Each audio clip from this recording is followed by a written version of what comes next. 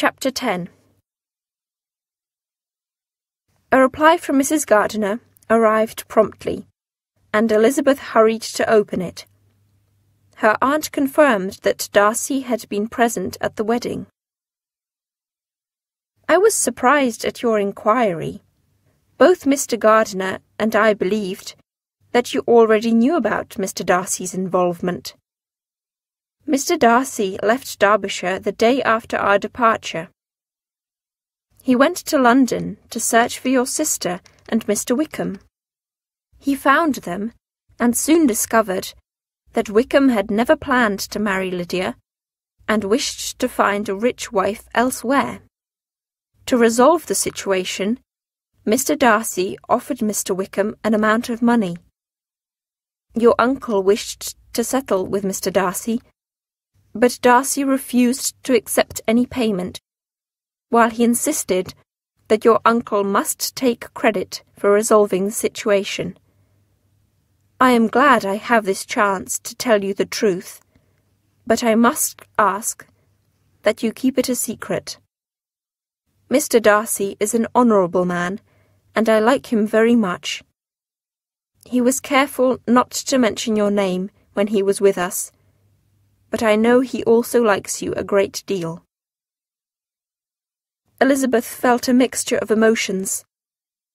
She felt admiration for Mr. Darcy, and felt a little hope that perhaps he had done this for her, though she also felt shame that she could never repay her family's debt to him.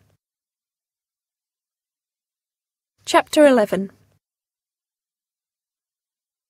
Mr. and Mrs. Wickham left Longbourn, where they were missed by Mrs. Bennet, but by nobody else. However, shortly afterwards, Mrs. Bennet's spirits were revived by the news that Mr. Bingley was returning to Netherfield for several weeks.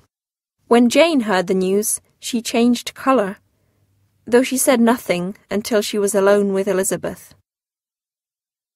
"I admit I was a little confused when I heard of his coming, but really the news does not give me either pleasure or pain. When he arrives, I will leave him to himself. I shall be happy when he leaves." Elizabeth did not believe this. She could easily perceive that her sister had been affected by the news, and also thought that Bingley still had feelings for Jane. Mrs. Bennet wished to invite Mr. Bingley for dinner, but before she had the chance, he unexpectedly arrived at Longbourn. She saw him approaching on horseback, together with Mr. Darcy. "Good gracious! Mr. Darcy! I hate the sight of him, but any friend of Mr. Bingley's is welcome here," she said. Both Jane and Elizabeth felt uneasy.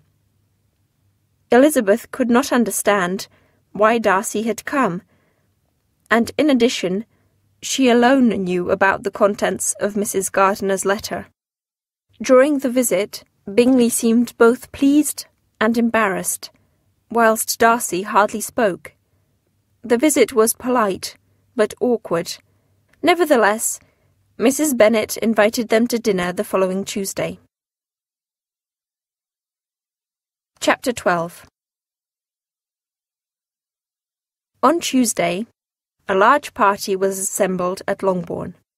Bingley sat next to Jane, and during the dinner, Elizabeth could see his admiration for her, and hoped that they might yet be married. Darcy sat a long way from Elizabeth, and throughout the evening they had no chance to talk alone. She envied everyone to whom Darcy spoke, and felt angry at herself that she had refused him.